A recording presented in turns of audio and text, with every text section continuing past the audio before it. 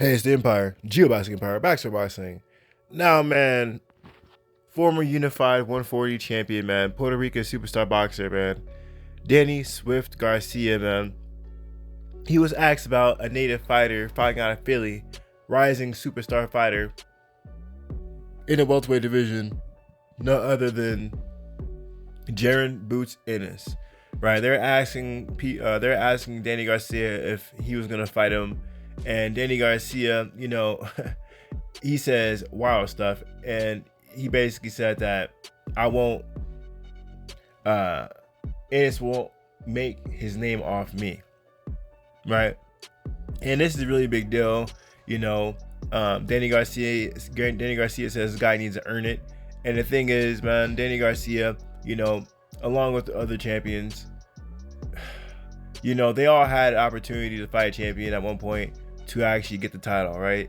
Before Danny Garcia got big, he beat Amir Khan, right, to get the titles. Same thing with Errol Spence Jr. He had to beat Kell Brook to get the titles, right?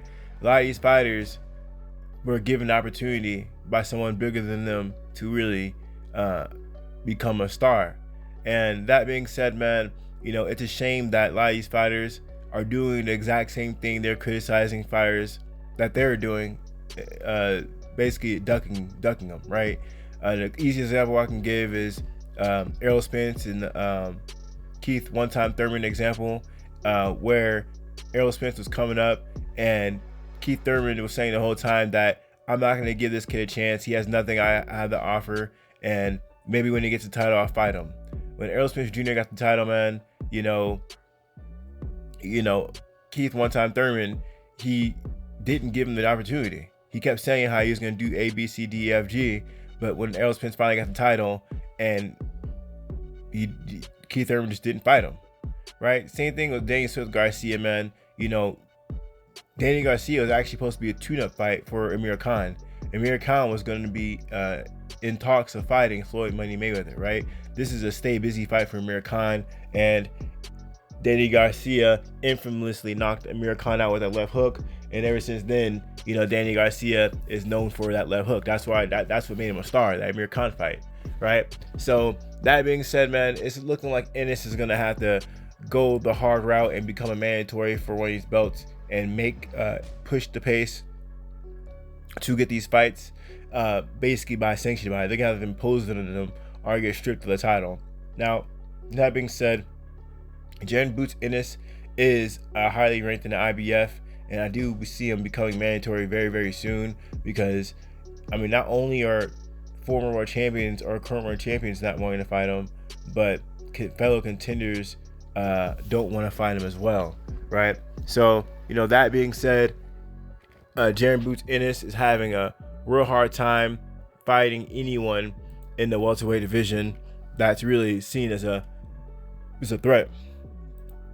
Now, Golden Boy Promotions, man, they got their own dog over there in their stable, and one of the biggest fighters they got coming up right now is Virgil Ortiz Jr.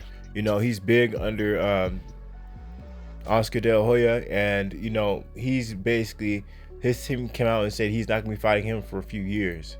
So that being said, man, Virgil Ortiz is a hard hitter.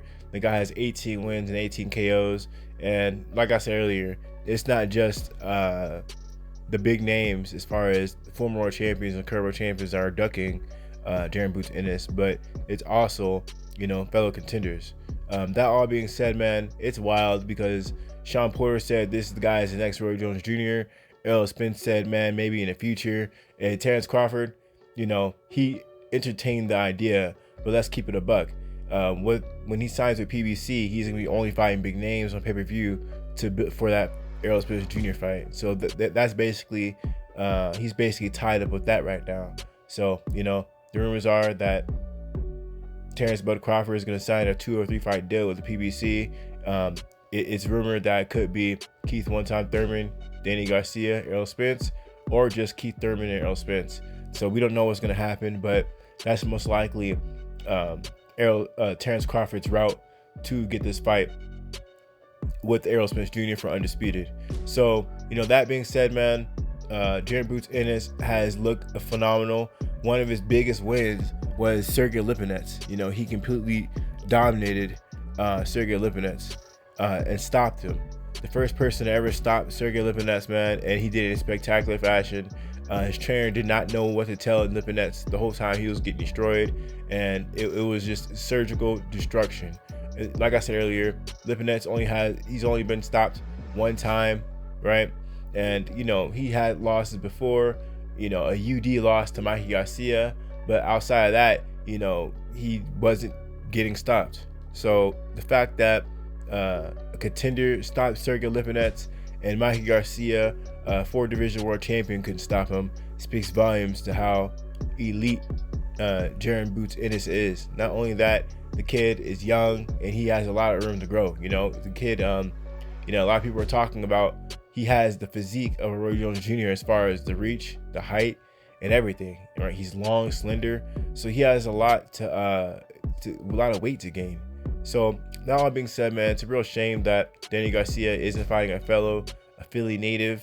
It would definitely sell out the stadium right now if they were to fight. You know, some of the biggest fights in boxing are hometown guys fighting each other, right? So, you know, this is one of those situations where it's sort of sad to see, man. It reminds me of the whole Kell Brook Amir Khan situation where you have two guys who came up through the ranks and then they just didn't fight each other, not until the tail end of their career. Now, Danny Garcia has already fought in Keith one-time Thurman for unification, right? He already tried to fight Errol Spence and lost, right? I mean, he has really no options outside Terrence Crawford, which he backtracked.